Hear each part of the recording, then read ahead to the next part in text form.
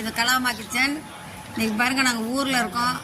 இந்த அம்மியில் ஒரு துவையல் அரைச்சி காட்டுறதுக்காக உங்களுக்கு காமிக்கலான்ட்டு இருந்தால் இதே எங்கள் ஊர் அம்மியில் தான் நாங்கள் மிளகா அரைச்சி குழம்பு வைப்போம்.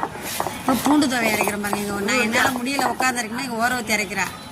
இப்போ ஒரு 4 காஞ்ச மிளகாய், ஒரு தக்காளி, கொஞ்சோண்டு பூண்டு சில நிமிஷத்தில் இதில் அரைச்சிடலாம்.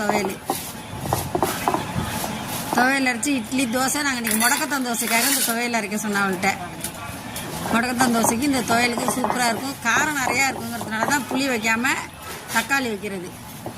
தக்காளியும் பூண்டு வச்சாருன்னா சூப்பராக இருக்கும் இந்த துவையல்.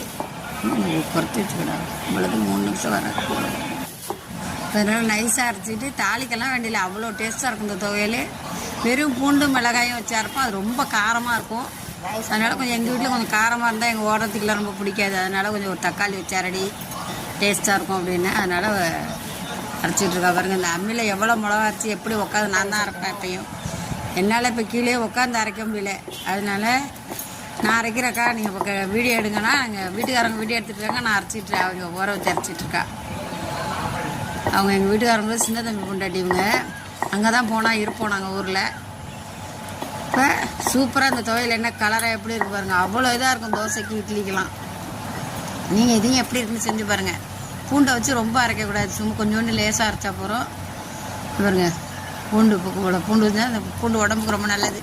கேஸு, வாயு எல்லாத்துக்கும் ரொம்ப நல்லது. நல்லா பசி எடுக்கும். இது கொலஸ்ட்ரால்லாம் குறைக்கும். அதனால் கொஞ்சம் பூண்டு இந்த மாதிரி பூண்டை வச்சு பச்சை பூண்டை அரைச்சி எடுத்துங்க துவையல். எல்லோரும் ரொம்ப உடம்புக்கு நல்லது. நல்லா பசி எடுக்கும், கேஸ் வாயுவெல்லாம் இருக்காது. இது மாதிரி துவையல் அரைச்சி சாப்பிட்டு எப்படி இருக்குன்னு சொல்லுங்கள். அவ்வளோதான், துவையல் ரெடி. கம கம கமன்னு ஒரே வாசனை, பூண்டு வாசனை அப்படி இருக்குது இந்த துவையல். எங்கள் வீட்லலாம் அந்த துவையல் வச்சா கக்கிட்டா சரி, நல்லா ஊற்றி வச்சுட்டா சரி, டக்கு டக்குன்னு எங்கள் பேரன்லாம் சாப்பிட்றணும். எங்கள் மருமகளுக்கு பேரனுக்கெல்லாம் இந்த துவையல் ரொம்ப பிடிக்கும். இந்த மாதிரி நீங்களும் துவையல் அரைச்சி சாப்பிட்டு எப்படி இருக்குன்னு சொல்லுங்கள் எங்களுக்கு. அவ்வளோதான், அரைச்சாச்சு,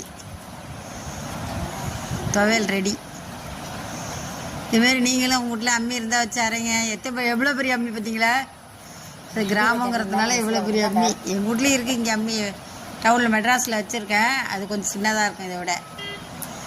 இது எங்கள் மாமியார் வச்சுருந்தோம் 100 வருஷத்து அம்மியாக அந்த அம்மி. அவங்க எங்கள் மாமியார் வீட்டில் வச்சுருந்தாங்களாம். அதனால் எங்கள் வீட்டுக்காரங்க சூப்பராக இருக்கும். இதில் தான் நாங்கள் எல்லாம் துவையெல்லாம் அரைப்போம் எப்பயுமே. செத்து மிக்சி கரண்ட் ரெண்டாக எதிர்பார்க்க மாட்டோம். அவ்வளோதான், பூண்டு துவை ரெடி. எப்படி இருக்குன்னு பாருங்கள்.